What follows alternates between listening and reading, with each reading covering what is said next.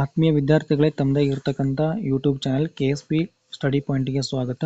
So ಈ ಒಂದು ವಿಡಿಯೋದಲ್ಲಿ 9ನೇ ತರಗತಿ ಸಮಾಜ ವಿಜ್ಞಾನ ಒಂದು ವಿಷಯಕ್ಕೆ ಸಂಬಂಧ ದ್ವಿತೀಯ ಸಂಕಲನಾತ್ಮಕ ಮೌಲ್ಯಾಂಕನ essay 2 ಅಂತೇಳಿ ಕರಿತೀವಲ್ಲ. ಸೊ ಈ ಒಂದು ಪ್ರಶ್ನೆ ಪತ್ರಿಕೆಯನ್ನು ಇಲ್ಲಿ ನೋಡ್ತಾ ಹೋಗೋಣ. ಈ ಒಂದು ಪ್ರಶ್ನೆ ಪತ್ರಿಕೆ DSERT ಅವರು ಕೊಟ್ಟಿರ್ತಕ್ಕಂಥ ಒಂದು ಪ್ರಶ್ನೆ ಪತ್ರಿಕೆ ಆಗಿರ್ತದೆ. ಸೊ ಇಲ್ಲಿ ನಾವು ಉತ್ತರ ಸಹಿತವನ್ನು ಈ ಒಂದು ವಿಡಿಯೋದಲ್ಲಿ ನೋಡ್ಕೊತಾ ಹೋಗೋಣ. ಸೊ ಅದಕ್ಕೆ ಮುಂಚೆ ನೀವು ನಮ್ಮ ಚಾನಲ್ ಸಬ್ಸ್ಕ್ರೈಬ್ ಮಾಡಲಿಲ್ಲ ಅಂತಂದರೆ ಸಬ್ಸ್ಕ್ರೈಬ್ ಮಾಡ್ಕೊಳ್ಳಿ. ಇಲ್ಲಿ ವಿಡಿಯೋನ ಸ್ಟಾರ್ಟ್ ಮಾಡೋಣ. ಮುಖ್ಯ ಪ್ರಶ್ನೆ 1ರಲ್ಲಿ ಬಹು ಆಯ್ಕೆ ಪ್ರಶ್ನೆಗಳನ್ನು ಇಲ್ಲಿ ಕೊಟ್ಟಿರ್ತಾರೆ. 8 ಬಹು ಆಯ್ಕೆ ಪ್ರಶ್ನೆಗಳಿರ್ತವೆ. ಸೊ ಮೊದಲೇ ಪ್ರಶ್ನೆ, ಅಹೋಮ್ ರಾಜವಂಶದ ಸ್ಥಾಪಕ ಅಂಥೇಳಿ ಪ್ರಶ್ನೆ ಇತ್ತು. ಅದು ಸ್ಥಾಪಕ ಯಾರಂತಂದ್ರೆ ಸುಕಪ ಅಂಥೇಳಿ ಕರಿತೀವಿ, ಸುಕಪ ಅಂಥೇಳಿ.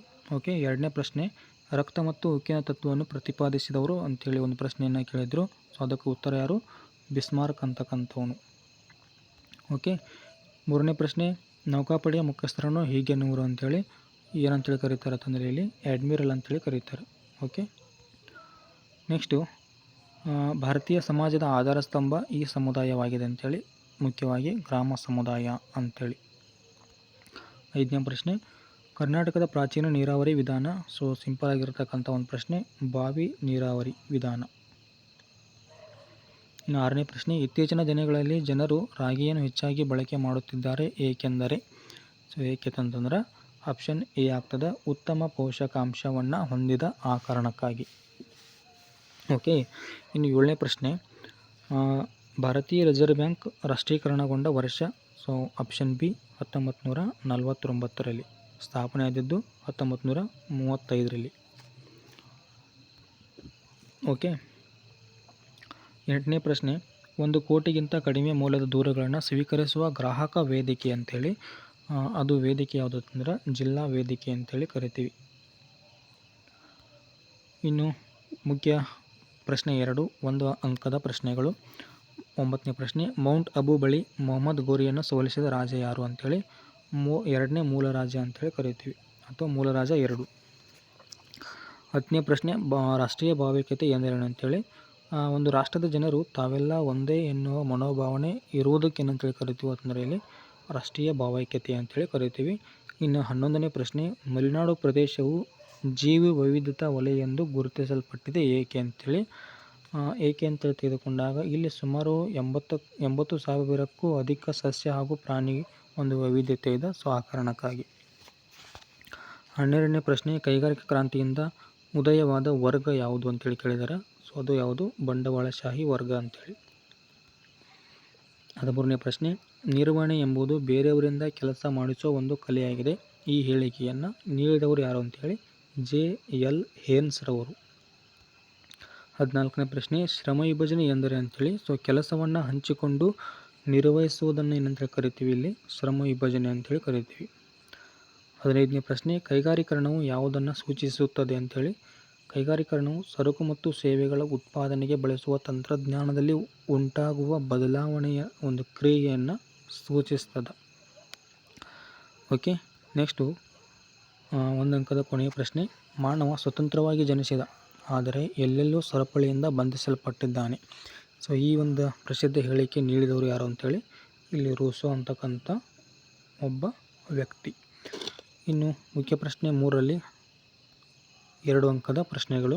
17ನೇ ಪ್ರಶ್ನೆ, ರಾಜ್ಯಪಾಲರಾಗಲು ಇರಬೇಕಾದ ಅರ್ಹತೆಗಳ್ಯಾವು ಅಂತೇಳಿ. ಸಿಂಪಲ್, ಭಾರತ ಪ್ರಜೆಯಾಗಿರಬೇಕು, 35 ವರ್ಷ ವಯಸ್ಸು ಪೂರ್ಣಗೊಂಡಿರಬೇಕು, ಯಾವುದೇ ಲಾಭದಾಯಕ ಹುದ್ದೆಯಲ್ಲಿರಬಾರ್ದು, ಆಮೇಲೆ ಶಾಸಕಾಂಗದ ಸದಸ್ಯರಾಗಿರಬಾರದು ಅಂಥೇಳಿ ಒಂದು ಅರ್ಹತೆ ಅಥವಾ ಪ್ರಶ್ನೆ ಇದೆ. ಸೊ ಇದನ್ನು ಅಲ್ಲಿ ನೋಡ್ಕೊಂಡ್ಬಿಡಿ ನೀವೇ. ಸರ್ವೋಚ್ಚ ನ್ಯಾಯಾಲಯದ ನ್ಯಾಯಾಧೀಶರಾಗಲು ಇರಬೇಕಾದ ಅರ್ಹತೆಗಳಂತೇಳಿ ಕೇಳಿದ್ದಾರೆ. ಸೊ ಅದನ್ನು ನೋಡ್ಕೊಂಬಿಡಿ. ಓಕೆ. ಇನ್ನು 18ನೇ ಪ್ರಶ್ನೆ, ಧರ್ಮವು ಸಾಮಾಜೀಕರಣದ ಪ್ರಮುಖ ನಿಯೋಗಿಯಾಗಿದೆ ಹೇಗೆ ಅಂತೇಳಿ. ಸೊ ಹೇಗೆ ತಂದಾಗ ಧರ್ಮವು ಏನು ಮಾಡ್ತೈತೆ ಅಂದ್ರೆ ನೈತಿಕತೆಗೆ ಒಂದು ರೂಪಿಸಿಕೊಳ್ಳಲು ನೆರವಾಗ್ತದೆ. ಸಂಪ್ರದಾಯ ಆಗಿರ್ಬೋದು, ಸಮಾಜ ಸೇವೆಗಳನ್ನಾಗಿರ್ಬೋದು, ದಾನ ಧರ್ಮ, ಸೊ ಇವುಗಳನ್ನು ಅಳವಡಿಸಿಕೊಳ್ಳಲು ನೆರವಾಗ್ತದೆ. ಹಾಗಾಗಿ ಸಾಮಾಜೀಕರಣದ ಒಂದು ಪ್ರಮುಖ ನಿಯೋಗಿ ಆಗಿರ್ತದೆ. ಅಥವಾ ಪ್ರಶ್ನೆ ಏನಿದೆ ಭಾರತದಲ್ಲಿ ಗ್ರಾಮ ಸಮುದಾಯ ಒಂದು ಮಹತ್ವವನ್ನು ಬರೀತಕ್ಕಂಥದ್ದು. ಸೊ ಮೊದಲನೇದಾಗಿ ಗ್ರಾಮಗಳು ಭಾರತೀಯ ಸಮಾಜದ ಆಧಾರ ಸ್ತಂಭಗಳಾಗಿವೆ. ಇನ್ನು ಕೃಷಿಯ ಪ್ರಾಧಾನ್ಯತೆಯನ್ನು ಹೊಂದಿರುತ್ತದೆ. ಸಾಂಸ್ಕೃತಿಕ ಒಂದು ಶ್ರೀಮಂತಿಕೆಯನ್ನು ಈ ಗ್ರಾಮ ಸಮುದಾಯ ಹೊಂದಿರುತ್ತದೆ. ಅಷ್ಟೇ ಅಲ್ಲದೆ ಸಾಂಸ್ಕೃತಿಕ ಮತ್ತು ಐತಿಹಾಸಿಕ ಕೊಡುಗೆಯನ್ನು ಕೂಡ ಇಲ್ಲಿ ಕೊಡುತ್ತದೆ. ಇನ್ನು ಸಾಮಾಜಿಕ ಜೀವನದ ಪೂರ್ಣ ಸಂಘಟನೆಯಾಗಿರುತ್ತದೆ. ಸೊ ಎಲ್ಲ ಅಂಶಗಳು ಗ್ರಾಮ ಸಮುದಾಯದ ಒಂದು ಮಹತ್ವ ಅಂತಕ್ಕಂಥದ್ದು. 19ನೇ ಪ್ರಶ್ನೆ, ದೆಹಲಿ ಸುಲ್ತಾನರ ಕಾಲದ ಆರ್ಥಿಕ ವ್ಯವಸ್ಥೆಯನ್ನು ಸಂಕ್ಷಿಪ್ತವಾಗಿ ವಿವರಿಸಿ ಅಂತೇಳಿ. ಸೊ ಅಧಿಕ ತೆರಿಗೆ ಭಾರ ಜನರ ಮೇಲಿತ್ತು. ಸಾರಿಗೆ ಸಂಪರ್ಕ ಕಷ್ಟವಾದುದರಿಂದ ಬೆಲೆಗಳು ಎಲ್ಲ ಭಾಗದಲ್ಲಿಯೂ ಏಕರೂಪವಾಗಿರಲಿಲ್ಲ. ಕೃಷಿಯು ಸಂಪತ್ತಿನ ಒಂದು ಮೂಲವಾಗಿತ್ತು. ದೆಹಲಿಯಲ್ಲಿ ಸುಲ್ತಾನರು ತಮ್ಮದೇ ಆಗಿರ್ತಕ್ಕಂಥ ಕಾರ್ಖಾನೆಗಳನ್ನು ಎಲ್ಲಿ ಮಾಡ್ತಾರೆ ಅಂತಂದ್ರೆ ಒಂದು ಸ್ಥಾಪನೆ ಮಾಡಿರ್ತಾರೆ. ಚಿನ್ನ, ಬೆಳ್ಳಿ ಸಾಮಗ್ರಿ ತಯಾರಿಕೆ, ಕಸೂತಿ ಹಾಕುವಿಕೆ, ಬಟ್ಟೆ ತಯಾರಿಕೆ, ಬಣ್ಣ ಹಾಕುವಿಕೆ, ಮೊದಲಾದ ಕೈಗಾರಿಕೆಗಳು ಇದ್ದು. ಎಲ್ಲ ಅಂಶಗಳು ಆರ್ಥಿಕ ಒಂದು ವ್ಯವಸ್ಥೆಯಲ್ಲಿ ದೆಹಲಿ ಸುಲ್ತಾನರು ಯಾವ ರೀತಿ ಒಂದು ಬೆಳವಣಿಗೆಯನ್ನು ಹೊಂದಿದ್ರು ಅಂತೇಳಿ ಗೊತ್ತಾಗ್ತದೆ. ಓಕೆ, ನೆಕ್ಸ್ಟು 20ನೇ ಪ್ರಶ್ನೆ, ನಮ್ಮ ರಾಜ್ಯದಲ್ಲಿ ಕಬ್ಬಿಣದ ಅದಿರು ಸಿಗುವ ಪ್ರದೇಶಗಳನ್ನು ಪಟ್ಟಿ ಮಾಡಿ ಅಂತೇಳಿ. ಸೊ ಬಳ್ಳಾರಿಯಲ್ಲಿ ಸಿಗ್ತದೆ, ವಿಜಯನಗರ ಆಗಿರ್ಬೋದು, ಚಿಕ್ಕಮಗಳೂರು, ಬಾಗಲಕೋಟೆ, ಚಿತ್ರದುರ್ಗ, ತುಮಕೂರು, ಶಿವಮೊಗ್ಗ, ದಕ್ಷಿಣ ಕನ್ನಡ, ಉತ್ತರ ಕನ್ನಡ, ಗದಗ ಜಿಲ್ಲೆಗಳಲ್ಲಿ ಸಿಗುತ್ತದೆ. 21ನೇ ಪ್ರಶ್ನೆ, ತೃತೀಯ ವಲಯದ ಉದ್ಯೋಗಗಳು ಯಾವುವು ಅಂತೇಳಿ ಒಂದು ಪ್ರಶ್ನೆಯನ್ನು ಕೇಳಿದ್ದಾರೆ. ಇಲ್ಲಿ ಶಿಕ್ಷಣ ಆಗಿರ್ಬೋದು, ಸಾರಿಗೆ ಸಂಪರ್ಕ, ಪ್ರವಾಸೋದ್ಯಮ, ವಿಮೆ, ಸಾರ್ವಜನಿಕ ಆಡಳಿತ ಅಂಥೇಳಿ ಇಲ್ಲಿ ಬರೀಬೋದು. ಇನ್ನು 22ನೇ ಪ್ರಶ್ನೆ, ನೀವು ಆನ್ಲೈನ್ ವ್ಯಾಪಾರದಲ್ಲಿ ವಹಿಸಬೇಕಾದ ಮುನ್ನೆಚ್ಚರಿಕೆಯ ಕ್ರಮಗಳು ಯಾವುವು ಅಂತೇಳಿ. ವಸ್ತುಗಳು ಸುರಕ್ಷಿತವಾಗಿವೆ ಎಂಬುದನ್ನು ಮೊದಲು ನೋಡಿಕೊಳ್ಬೇಕು. ಬೆಲೆ ಸರಿಯಾಗಿದೆ ಎಂಬುದನ್ನು ಪರೀಕ್ಷೆಯನ್ನು ಮಾಡಿಕೊಳ್ಬೇಕು. ವಸ್ತುವಿನ ಗುಣಮಟ್ಟ ಸರಿ ಇದೆಯೋ ಇಲ್ಲವೋ ಅಂಥೇಳಿ ಇಲ್ಲಿ ನೋಡಿಕೊಳ್ಬೇಕು. ಇನ್ನು ಅಂತರ್ಜಾಲ ಪಾವತಿ ಸಮಯದಲ್ಲಿ ಮುನ್ನೆಚ್ಚರಿಕೆಯನ್ನು ವಹಿಸ್ತಕ್ಕಂಥದ್ದು, ಅಂದರೆ ಪೇಮೆಂಟ್ ಮಾಡ್ತಕ್ಕಂಥ ಒಂದು ಸಂದರ್ಭದಲ್ಲಿ. ಓಕೆ, 23ನೇ ಪ್ರಶ್ನೆ, ಅಸ್ಸಾಮಿನ ಸಾಂಸ್ಕೃತಿಕ ಮತ್ತು ಧಾರ್ಮಿಕ ಇತಿಹಾಸದಲ್ಲಿ ಶ್ರೀಮಂತ ಶಂಕರದೇವರ ಒಂದು ಪಾತ್ರ ಪ್ರಮುಖವಾಗಿದೆ, ಹೇಗೆ ಅಂತೇಳಿ ಇಲ್ಲಿ ನೋಡ್ತಾ ಹೋಗೋಣ. ಅಸ್ಸಾಮಿನ ಶ್ರೀಮಂತ ಒಂದು ಶಂಕರದೇವರ ಪಾತ್ರ ಸಂಸ್ಕೃತಿ ಮತ್ತು ಧಾರ್ಮಿಕ ಇತಿಹಾಸದಲ್ಲಿ ಪಾತ್ರ ಅಂತಕ್ಕಂಥದ್ದು ಬಹಳ ಮುಖ್ಯವಾಗಿದೆ. ಇನ್ನು ಅವರ ಹೆಸರು ಭಾರತದಲ್ಲಿ ಸಂಸ್ಕೃತಿ ಮತ್ತು ಸಂಗೀತದಲ್ಲಿ ಹೊಸತನವನ್ನು ತರುವಲ್ಲಿ ಸಂಬಂಧಿಸಿದ. ಶಂಕರದೇವರ ಒಂದು ಭಾಗವತವು ಸಂಸ್ಕೃತ ಆಗಿರ್ಬೋದು, ಅಸ್ಸಾಮಿ ಆಗಿರ್ಬೋದು, ಆಮೇಲೆ ಬ್ರಜಾವಳಿ ಭಾಷೆಯಲ್ಲಿ ಕಂಡುಬರ್ತದೆ. ಅಸ್ಸಾಮಿನಲ್ಲಿ ಇವರು ಪ್ರಾರಂಭಿಸಿರ್ತಕ್ಕಂಥ ಭಕ್ತಿ ಚಳವಳಿಯು ಭಾರತದ ಇತರೆ ಭಾಗಗಳಲ್ಲಿ ಕೂಡ ಪ್ರಭಾವವನ್ನು ಬೀರ್ತದೆ. ಇನ್ನು ಅವರು ಪ್ರಾರಂಭಿಸಿದ ಚಳವಳಿಯನ್ನು ಸರಿಯಾಗಿ ಏಕಾಸರಣ ಧರ್ಮ ವೈಷ್ಣವ ಚಳವಳಿ ಅಂತೇಳಿ ಇಲ್ಲಿ ಕರೀತಾರೆ. ಇನ್ನು ನಾವು ಕೃಷ್ಣನ ಮೇಲೆ ಅಚಲ ಪ್ರೀತಿಯನ್ನು ಬೆಳೆಸಿಕೊಳ್ಬೇಕು ಮತ್ತು ಅವನ ಮೇಲೆ ಹಾಡುಗಳನ್ನು ಹಾಡಬೇಕು. ಅದನ್ನು ಕೇಳುವ ಮೂಲಕ ನಾವು ಭಗವಂತನಲ್ಲಿ ಭಕ್ತಿಯನ್ನು ಗಳಿಸಬೇಕು ಅಂತೇಳಿ ಇಲ್ಲಿ ಶಂಕರದೇವರು ಈ ರೀತಿಯಾಗಿ ಹೇಳ್ತಾರೆ. ದೇವರ ಸೇವಕನಾಗಿ ಅವರು ಒಳ್ಳೆಯ ಮನೋಭಾವನೆಯನ್ನು ಹೊಂದಿರಬೇಕು ಅಂತೇಳಿ ಹೇಳ್ತಾರೆ. ಇತರೆ ವೈಷ್ಣವರಂತೆ ಈ ಒಂದು ಚಳವಳಿ ಕೃಷ್ಣನೊಂದಿಗೆ ರಾಧೆಯನ್ನು ಇಲ್ಲಿ ಪೂಜನೆ ಮಾಡಲಿಲ್ಲ. ಶ್ರೀಮಂತ ಶಂಕರದೇವರು ಸರಣಿಯ ಪದ್ಧತಿಯನ್ನು ಪ್ರಾರಂಭ ಮಾಡ್ತಾರೆ. ಸಮಾಜದಲ್ಲಿನ ಅಸಮಾನತೆ ವಿರುದ್ಧ ಸಾಕಷ್ಟು ಹೋರಾಟಗಳನ್ನು ಮಾಡ್ತಾರೆ. ಓಕೆ, ನೆಕ್ಸ್ಟ್ 24ನೇ ಪ್ರಶ್ನೆ ಏನಂತಂದ್ರೆ, ಐತಿಹಾಸಿಕ ಸ್ಮಾರಕಗಳ ಸಂರಕ್ಷಣೆ ನಮ್ಮೆಲ್ಲರ ಜವಾಬ್ದಾರಿಯಾಗಿದೆ, ಸಮರ್ಥಿಸಿ ಅಂತೇಳಿ. ಭವಿಷ್ಯದ ಪೀಳಿಗೆಗಾಗಿ ಇವುಗಳನ್ನು ನಾವು ಸಂರಕ್ಷಣೆ ಮಾಡಿಕೊಳ್ಬೇಕು. ಹಿಂದಿನ ಇತಿಹಾಸವನ್ನು ಪರಿಚಯ ಮಾಡಿಕೊಳ್ಬೇಕಾಗಿತ್ತು ಅಂತಂದರೆ ಐತಿಹಾಸಿಕ ಸ್ಮಾರಕಗಳ ರಕ್ಷಣೆಯನ್ನು ಮಾಡಿಕೊಳ್ಬೇಕು. ಭವ್ಯ ಸಂಸ್ಕೃತಿಯನ್ನು ಉಳಿಸ್ಕೊಳ್ಬೇಕು ಅಂತಂದ್ರೆ ಇಲ್ಲಿ ಸ್ಮಾರಕಗಳನ್ನು ರಕ್ಷಣೆ ಮಾಡಿಕೊಳ್ಬೇಕು. ನಾಡು ನುಡಿ ಆಗಿರ್ಬೋದು, ನಾಗರಿಕತೆಯ ಒಂದು ಅರಿವನ್ನು ಮೂಡಿಸಿಕೊಳ್ಳಲು ಈ ಸ್ಮಾರಕಗಳ ಒಂದು ರಕ್ಷಣೆ ನಮ್ಮೆಲ್ಲರ ಒಂದು ಜವಾಬ್ದಾರಿ ಆಗಿರ್ತದೆ.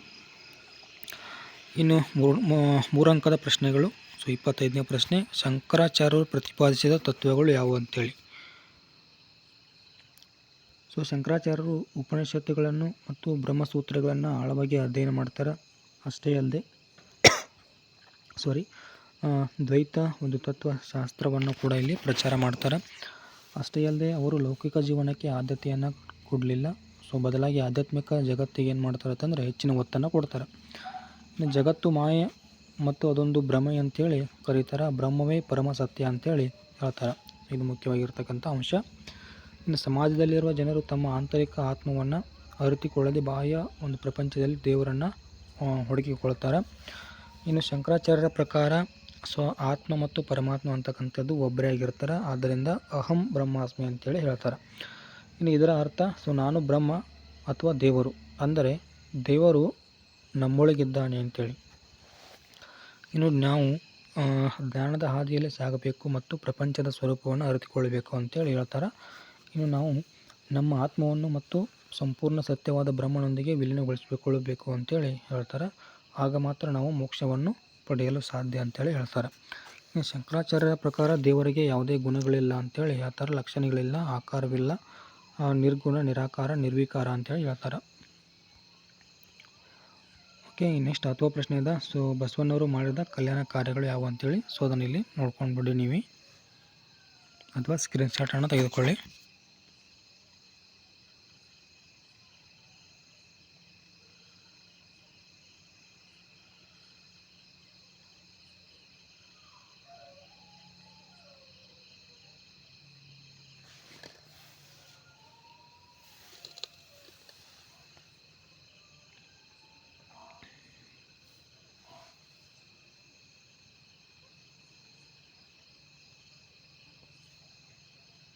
ಓಕೆ, 26ನೇ ಪ್ರಶ್ನೆ ಏನಿದೆ ಕರ್ನಾಟಕದ ಪ್ರಮುಖ ಬಂದರುಗಳನ್ನು ಪಟ್ಟಿ ಮಾಡಿ ಅಂತೇಳಿ. ಮಂಗಳೂರು, ಮಲ್ಪೆ, ಭಟ್ಕಳ, ಹೊನ್ನಾವರ, ಕುಮಟಾ, ಅಂಕೋಲಾ, ಕಾರವಾರ ಅಂತೇಳಿ ಇದಾವೆ.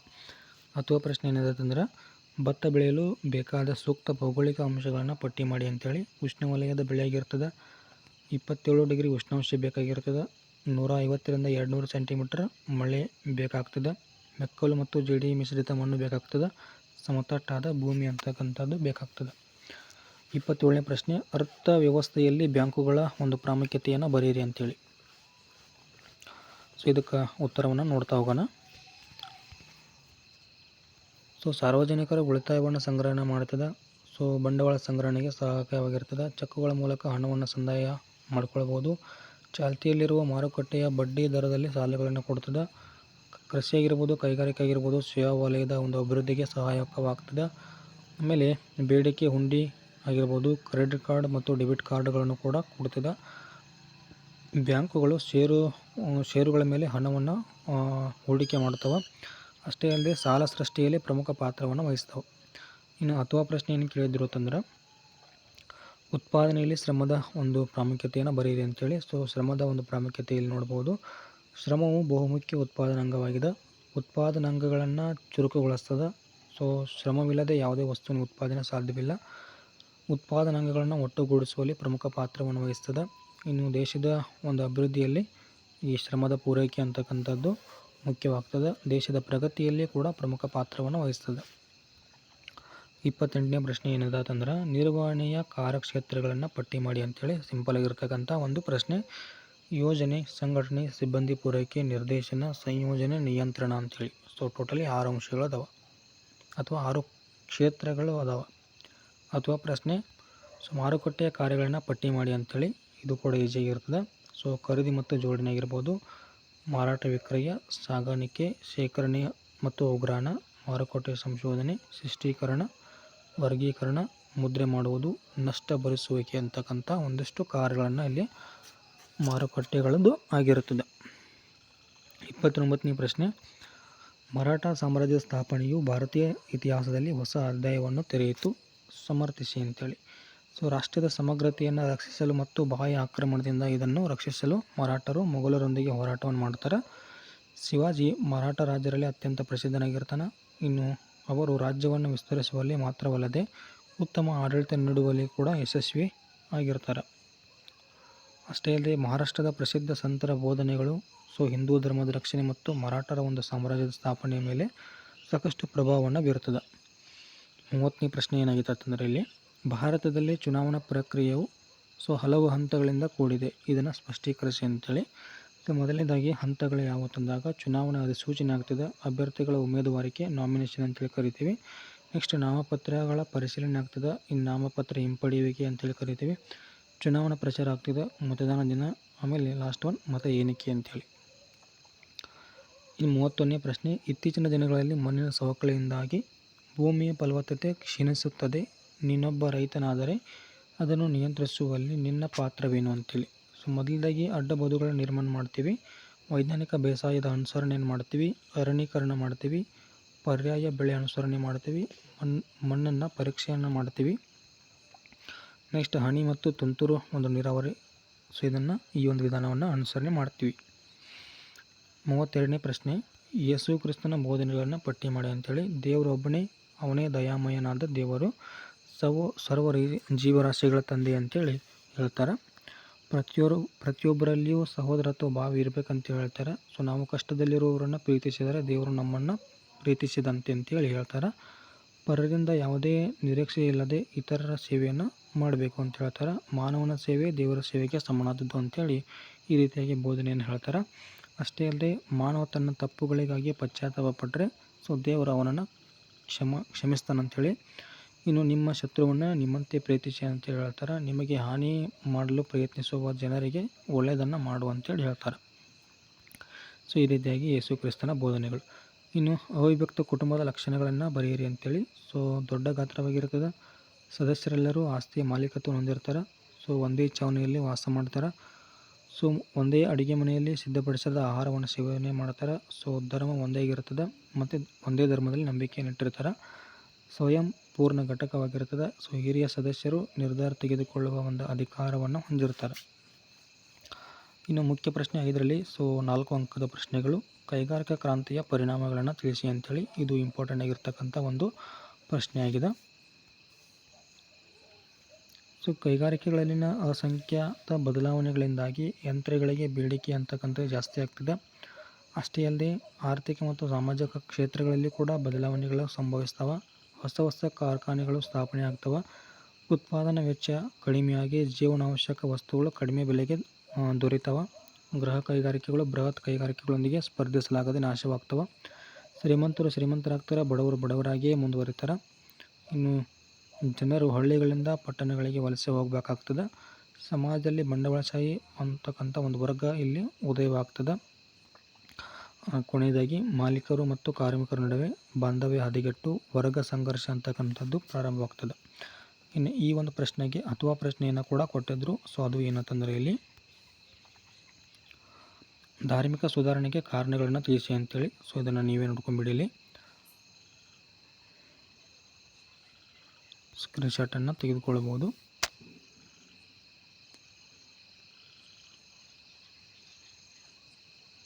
ಓಕೆ, ನೆಕ್ಸ್ಟ್ 35ನೇ ಪ್ರಶ್ನೆ. ಕೈಗಾರಿಕೆಗಳು ದೇಶದ ಆರ್ಥಿಕ ಅಭಿವೃದ್ಧಿಗೆ ಮಹತ್ವದ ಕೊಡುಗೆಯನ್ನು ನೀಡುತ್ತವೆ, ವಿಶ್ಲೇಷಿಸಿ ಅಂತೇಳಿ. ಅಂದರೆ ಕೈಗಾರಿಕೆಗಳ ಒಂದು ಪಾತ್ರ ಅಥವಾ ಮಹತ್ವವನ್ನು ಬರೀತಕ್ಕಂಥದ್ದು. ಉದ್ಯೋಗವನ್ನು ಕೊಡುತ್ತವೆ, ಕಚ್ಚಾ ವಸ್ತುಗಳ ಸದ್ಬಳಕೆಯನ್ನು ಮಾಡಿಕೊಳ್ತವೆ, ಕೃಷಿಗೆ ಪೂರಕವಾಗಿರ್ತವೆ, ವಿದೇಶಿ ವಿನಿಮಯವನ್ನು ತಂದು ಕೊಡುತ್ತವೆ. ಅಷ್ಟೇ ಅಲ್ಲದೆ ಸಂಪನ್ಮೂಲಗಳನ್ನು ಸದ್ಬಳಕೆ ಮಾಡಿಕೊಳ್ತವೆ, ಮಾರುಕಟ್ಟೆಯನ್ನು ಅಭಿವೃದ್ಧಿಪಡಿಸ್ತದೆ. ಆಮೇಲೆ ದೇಶದ ರಕ್ಷಣೆಯನ್ನು ಕೂಡ ಇಲ್ಲಿ ಕೈಗಾರಿಕೆಗಳು ಮಾಡ್ತಕ್ಕಂಥದ್ದು. ಅಥವಾ ಪ್ರಶ್ನೆಯನ್ನು ಕೇಳಿದರು. ಸೊ ಏನಂತಂದರೆ ಕೈಗಾರಿಕೆಗಳ ಸ್ಥಾನೀಕರಣವು ಹಲವು ಅಂಶಗಳಿಂದ ಪ್ರಭಾವಿತವಾಗಿದೆ, ವಿಶ್ಲೇಷಿಸಿ ಅಂತೇಳಿ. ಸೊ ಇಲ್ಲಿ ಏನು ಬರೀಬೇಕು ಅಂತಂದ್ರೆ, ಒಂದು ಕೈಗಾರಿಕೆಯನ್ನು ಸ್ಥಾಪನೆ ಮಾಡ್ಕೊಳ್ಬೇಕಾಗಿತ್ತು ಅಂತಂದ್ರೆ ಅಲ್ಲಿ ಮುಖ್ಯವಾಗಿರ್ತಕ್ಕಂಥ ಯಾವೆಲ್ಲ ಅಂಶಗಳು ಬೇಕಾಗ್ತವೆ. ಸೊ ಮೊದಲದಾಗಿ ಸೂಕ್ತ ವಾಯುಗುಣ ಬೇಕು, ನೀರಿನ ಪೂರೈಕೆ ಬೇಕಾಗ್ತದೆ, ಸಾರಿಗೆ ವ್ಯವಸ್ಥೆ ಆಗಿರ್ಬೋದು, ಕಾರ್ಮಿಕರ ಲಭ್ಯತೆ ಆಗಿರ್ಬೋದು. ಓಕೆ, ನೆಕ್ಸ್ಟ್ ವಿಶಾಲವಾಗಿರ್ತಕ್ಕಂಥ ಮಾರುಕಟ್ಟೆ, ತಂತ್ರಜ್ಞಾನ, ಕಚ್ಚಾ ವಸ್ತುಗಳ ಲಭ್ಯತೆ, ಸೊ ಬಂದರುಗಳ ಸೌಲಭ್ಯ. ಸೊ ಈ ರೀತಿಯಾಗಿ ಬರೀತಕ್ಕಂಥದ್ದು. ಇನ್ನು 36ನೇ ಪ್ರಶ್ನೆ. ಸೊ ವಿಜಯನಗರ ಸಾಮ್ರಾಜ್ಯದ ಆರ್ಥಿಕ ವ್ಯವಸ್ಥೆ ಸಮೃದ್ಧವಾಗಿತ್ತು ಎಂದು ಹೇಗೆ ಹೇಳುವಿರಿ ಅಂತೇಳಿ ಒಂದು ಪ್ರಶ್ನೆ ಇದೆ. ಸೊ ಭೂಕಂದಾಯ ಅಂತಕ್ಕಂಥದ್ದು ರಾಜ್ಯದ ಪ್ರಮುಖ ಒಂದು ಆದಾಯದ ಮೂಲವಾಗಿತ್ತು. ವೃತ್ತಿ ತೆರಿಗೆ, ಮನೆ ಕಂದಾಯ, ದಾರಿ ಸುಂಕ, ಸೊ ಈ ರೀತಿಯಾಗಿ ನಾನಾ ರೀತಿಯ ತೆರಿಗೆಗಳನ್ನು ವಶಪಡಿಸಿಕೊಳ್ತಾ ಇದ್ದರು. ಸೊ ಇವೇನಾಗಿದ್ದು ಅಂತಂದ್ರೆ ರಾಜ್ಯದ ಪ್ರಮುಖವಾಗಿರ್ತಕ್ಕಂಥ ಒಂದು ಆದಾಯದ ಮೂಲಗಳಾಗಿದ್ದವು. ಕೈಗಾರಿಕೆ ಮತ್ತು ವಾಣಿಜ್ಯ ಕ್ಷೇತ್ರದಲ್ಲಿ ಮಹತ್ವದ ಒಂದು ಪ್ರಗತಿಯನ್ನು ಸಾಧಿಸ್ತದೆ. ಮೆಣಸು, ಲವಂಗ, ಏಲಕ್ಕಿ, ಸೊ ಮುಂತಾದ ಮಸಾಲೆ ಪದಾರ್ಥಗಳನ್ನು, ಆಮೇಲೆ ನೆಕ್ಸ್ಟ್ ಕಬ್ಬಿಣದ ಅದಿರು, ವಜ್ರ, ಕಲ್ಲು, ಸಕ್ಕರೆ ಆಗಿರ್ಬೋದು, ಆಮೇಲೆ ಕಸ್ತೂರಿ, ಶ್ರೀಗಂಧ, ಸೊ ಮುಂತಾದವುಗಳನ್ನು ಏನು ಮಾಡ್ತಾಯಿದ್ರು ಅಂತಂದರೆ ಇಲ್ಲಿ ರಫ್ತನ್ನು ಮಾಡ್ತಾಯಿದ್ರು. ಇನ್ನು ಬಟ್ಟೆ ನೇಯ್ಗೆಯು ಪ್ರಮುಖವಾಗಿರ್ತಕ್ಕಂಥ ಒಂದು ಕೈಗಾರಿಕೆಯಾಗಿತ್ತು ಮತ್ತು ಮೂಲ ವೃತ್ತಿ ಕೂಡ ಆಗಿತ್ತು. ಇನ್ನು ಚಿನ್ನದ ಒಂದು ವರಹ ಆಗಿರ್ಬೋದು, ಗದ್ಯಾನ, ಪಗೋಡ, ಸೊ ಬೆಳ್ಳಿಯ ತಾರ, ತಾಮ್ರದ ಪಣ, ದುಡ್ಡು, ಕಾಸು, ಸೊ ಇವುಗಳು ಏನಾಗಿದ್ದು ಅಂತಂದ್ರೆ ನಾಣ್ಯಗಳು ಬಳಕೆಯಲ್ಲಿದ್ದು. ಇನ್ನು ಪ್ರಮುಖ ಬಂದರುಗಳು ಯಾವತ್ತಂದಾಗ ಭಟ್ಕಳ ಆಗಿರ್ಬೋದು, ಹೊನ್ನಾವರ್, ಮಂಗಳೂರು ಅಂತಕ್ಕಂಥವುಗಳು ಬಂದರಾಗಿದ್ದು, ಇನ್ನು ಅರಬ್, ಚೀನಾ, ಪೋರ್ಚುಗಲ್ ಮುಂತಾದ ಒಂದು ವಿದೇಶಿ ವ್ಯಾಪಾರಿಗಳು ಸಾಮ್ರಾಜ್ಯದ ಒಂದು ಸಂಪರ್ಕವನ್ನು ಹೊಂದಿದ್ರು. ಓಕೆ, ಇನ್ನು 37ನೇ ಪ್ರಶ್ನೆ, ಸಂವಿಧಾನದ ಲಕ್ಷಣಗಳನ್ನು ತಿಳಿಸಿ ಅಂತೇಳಿ. ಲಿಖಿತ ಮತ್ತು ಬೃಹತ್ ಸಂವಿಧಾನ ಆಗಿರುತ್ತದೆ ಭಾರತದ್ದು. ಇನ್ನು ಭಾಗಶಃ ನಮ್ಯ ಮತ್ತು ಭಾಗಶಃ ಅನಮ್ಯ ಸಂವಿಧಾನವಿರುತ್ತದೆ. ಸಂಸದೀಯ ಸರ್ಕಾರ ಪದ್ಧತಿಯನ್ನು ಹೊಂದಿದ, ಗಣತಂತ್ರ ವ್ಯವಸ್ಥೆಯನ್ನು ಹೊಂದಿದ.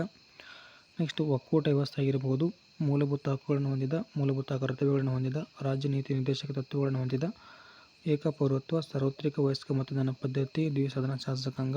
ಇನ್ನೂ ಅನೇಕ ಅಂಶಗಳು, ಲಕ್ಷಣಗಳು ಕಂಡುಬರ್ತವೆ. ನೀವು ಬರೀಬಹುದು. ಇನ್ನು ಕೊನೆಯದಾಗಿ 38ನೇ ಪ್ರಶ್ನೆ. ಕರ್ನಾಟಕ ನಕ್ಷೆ ಒಂದು ಪ್ರಶ್ನೆ ಇರ್ತದೆ. ಟೋಟಲ್ 5 ಅಂಕಗಳಿರ್ತವೆ.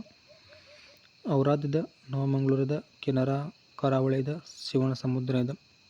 ಓಕೆ, ನೆಕ್ಸ್ಟ್ ಯಾವುದಿದೆ ಅಂತಂದ್ರೆ ಇಲ್ಲಿ ತುಂಗಭದ್ರಾ ನದಿ ಇದೆ, ಆಮೇಲೆ ಮಹಾತ್ಮ ಗಾಂಧಿ ಇದೆ, ವಿದ್ಯುದಾಗಾರ ಯೋಜನೆ ಅಂತ ಕರಿತೀವಿ, ಭದ್ರಾವತಿ ಇದೆ, ಕರ್ನಾಟಕದ ಮ್ಯಾಂಚೆಸ್ಟರ್ ಇದೆ, ಸಿಲಿಕಾನ್ ಕಣಿವೆ ಬೆಳಗಾವಿ ಅಂತೇಳಿ.